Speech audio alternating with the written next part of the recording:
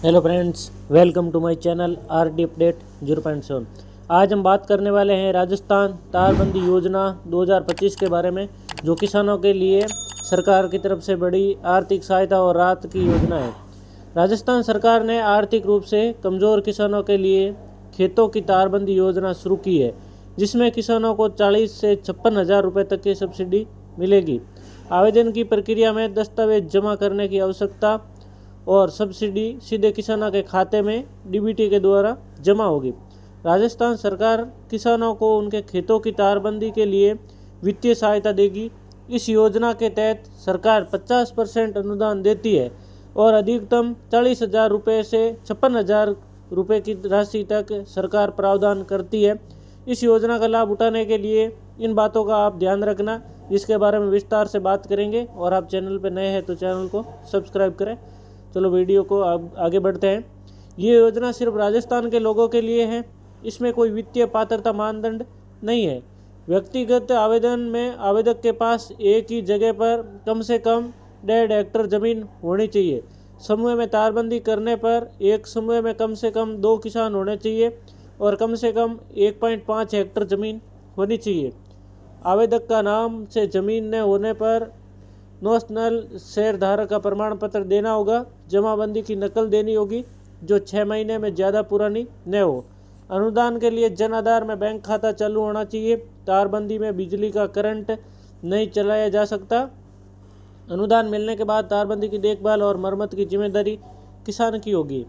किसान एवं पशुपालकों सहित उन लोगों के लिए राजस्थान सरकार ने राजस्थान एपी इंफ्रा मिशन के तहत एक फायदे वाली योजना शुरू की है। इस योजना में खेतों में तारबंदी के लिए सरकार की ओर से अधिकतम 40 से 56,000 रुपये की अनुदान दिए जाने की बात कही है भजनलाल सरकार ने।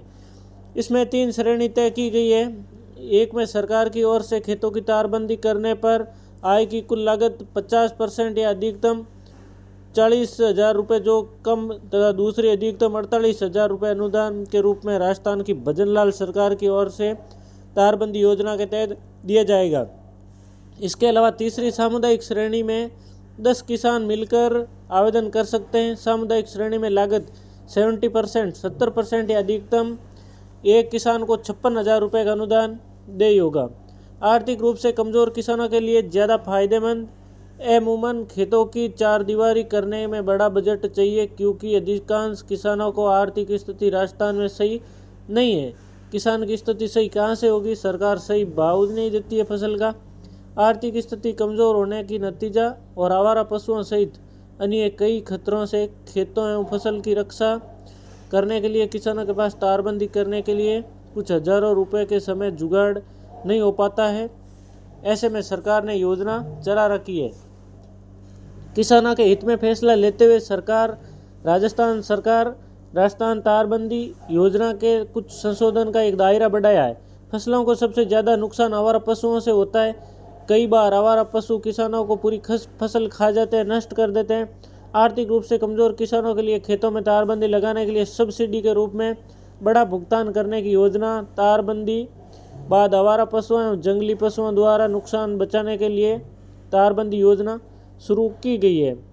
बड़ी संख्या में किए जा रहे आवेदन किसान जुटे दस्तावेज एकत्रित करने में। राजस्थान